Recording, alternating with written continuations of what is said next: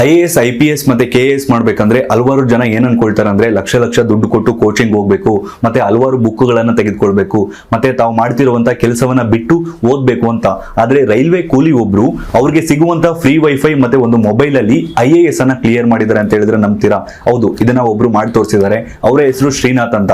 ಇವರು ಚೆನ್ನಾಗಿ ಓದ್ಕೊಂಡಿದ್ರು ಕೂಡ ಅವ್ರಿಗೆ ಒಳ್ಳೆ ಕೆಲಸ ಸಿಗೋದಿಲ್ಲ. ಸೊ ಹೊಟ್ಟೆಪಾಡಿಗೋಸ್ಕರ ಏನಾದ್ರೂ ಮಾಡ್ಬೇಕು ಅಂತ ರೈಲ್ವೆ ಕೂಲಿ ಕೆಲಸವನ್ನ ಮಾಡ್ತಿರ್ತಾರೆ. ಅವರು ಪ್ರತಿನಿತ್ಯ ದುಡಿದ್ರು ಕೂಡ 500 ರೂಪಾಯಿ ಉಳಿಸೋದಕ್ಕೆ ಅವ್ರ ಕೈಯಲ್ಲಿ ಆಗ್ತಿರೋದಿಲ್ಲ. ಅವ್ರಿಗೆ ಮದುವೆ ಕೂಡ ಆಗಿರುತ್ತೆ, ಮತ್ತೆ ಒಂದು ಮಗಳು ಕೂಡ ಇರ್ತಾಳೆ. ಸೊ ಮಗಳನ್ನ ಹೇಗಾದ್ರೂ ಮಾಡಿ ಚೆನ್ನಾಗಿ ನೋಡ್ಕೋಬೇಕು, ಒಳ್ಳೆ ವಿದ್ಯಾಭ್ಯಾಸವನ್ನ ಕೊಡಿಸ್ಬೇಕು ಅಂತ ಒಂದು ದೊಡ್ಡ ಕನಸನ್ನ ಕಾಣ್ತಾರೆ. ಅದೇ ಒಂದು ಕಲೆಕ್ಟರ್ ಆಗ್ಬೇಕು, IAS ಆಫೀಸರ್ ಆಗ್ಬೇಕು ಅಂತ.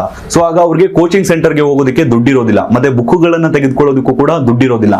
ಅವಾಗ ಇವರ ಫ್ರೆಂಡ್ಸ್ ಕೂಡ ಹೆಲ್ಪ್ ಮಾಡ್ತಾರೆ. ಹಲವಾರು ಜನ ಕೇರಳ ಪಬ್ಲಿಕ್ ಸರ್ವಿಸ್ಗೆ ಮತ್ತೆ UPSC ಗೆ ಪ್ರಿಪೇರ್ ಆಗ್ತಿರ್ತಾರೆ. ಸೊ ನೀನ್ ಒಂದು ಮೊಬೈಲ್ ಅನ್ನ ತಗೋ, ಆ ಮೊಬೈಲ್ ಅನ್ನು ಕೂಡ ಇವರು ಸಾಲ ಮಾಡಿ ತಗೊಂಡಿರ್ತಾರೆ. ಒಂದು ಮೊಬೈಲ್ ಮತ್ತೆ ಒಂದು ಹೆಡ್ಫೋನ್, ಒಂದು ಮೆಮೊರಿ ಕಾರ್ಡ್